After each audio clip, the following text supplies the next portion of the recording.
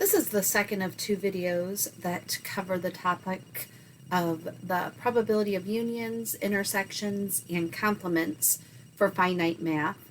And we will also touch on odds for and against in this video. So let's jump into another example. Here we have a class. I apologize, you can't quite read that. Let me see if I can. There we go. I'll move that up in just a minute. But we have a class that has 7 males, 3 females, 7 male and 3 female seniors, 2 male and 5 female juniors, 2 male and 6 female sophomores. I've added that to the chart here on the right where we have the senior male, female, and then we have the total, and then we've got junior and sophomore. And so we can see there's a total of 10 seniors, 7 juniors, 8 sophomores, for a total of 25 students altogether. So if you're choosing a male or a junior, if you want to find the probability of choosing a male or a junior, we'd have the probability of a male added to the probability of a junior, and then subtract out the probability that it's a male who is also a junior. When we calculate that out, the probability of a male is 11 out of the 25. And then the probability of a junior is 7 out of 25. But notice that there are two of those right here that are double counted. So we'd subtract out the 2 out of 25. Now, I want to encourage you that you might be looking at this video thinking, well, couldn't I have just counted them up from the chart, the male juniors? Yes, you could have done that also to find this probability, but I want to practice using this formula so that we can use it in the future.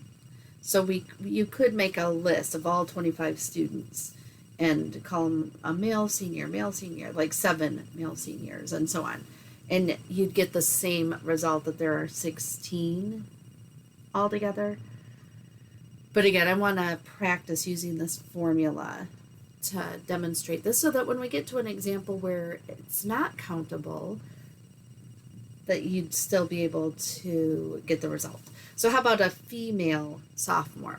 So the probability of a female sophomore is going to be 6. Looks like there are 6 female sophomores. That one we could pull right out of the chart. So 6 out of the 25 students. Not a senior. You could add up the juniors and the sophomores, but what we're going to do is apply this complement formula and say that that's 1 minus the probability of a senior. So that is 1 minus 10, because it looks like there are a total of 10 seniors, 7 males, 3 female. And so this will give us 15/25. You should be able to convert each of these to a decimal and then a percent. By the way, this as a decimal would be 6/10 or 60%. And then not a male, we'll do this with the complement formula. So 1 minus the probability of a male. In other words, 1 minus 11/25 gives us 14/25 or 56%. A female or a sophomore.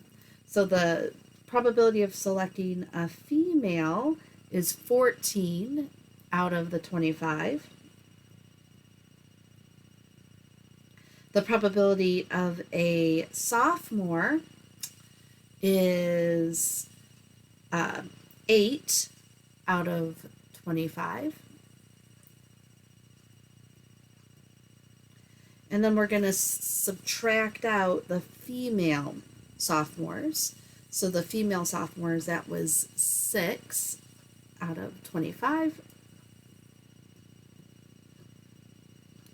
This is going to give us a running total of 16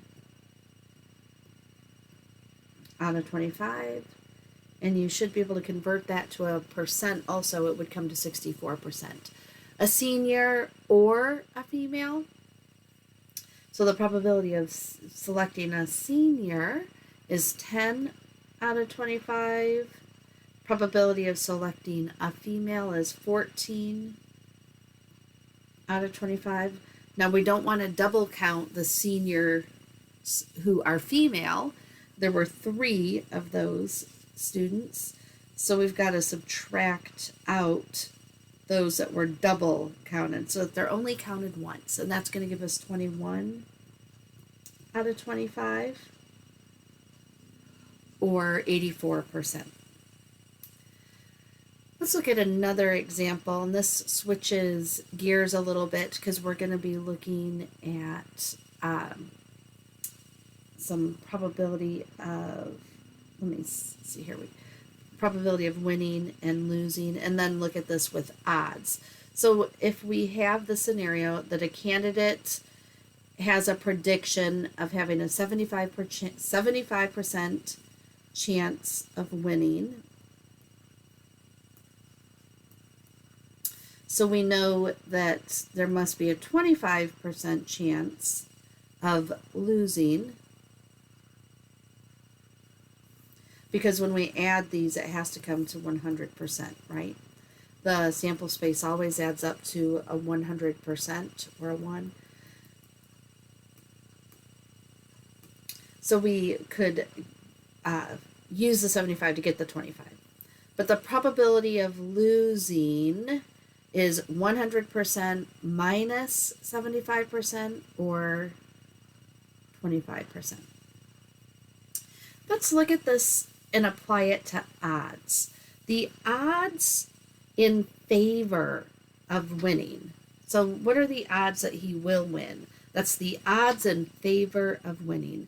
The way we calculate this is we take the probability of winning, and that's 25%, and we divide that by the probability of losing.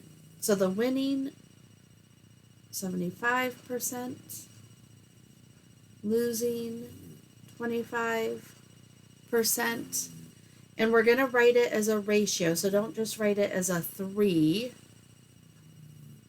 We'll write it 3 to 1.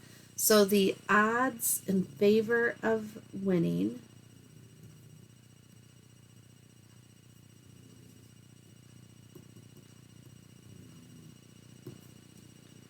are 3 to 1.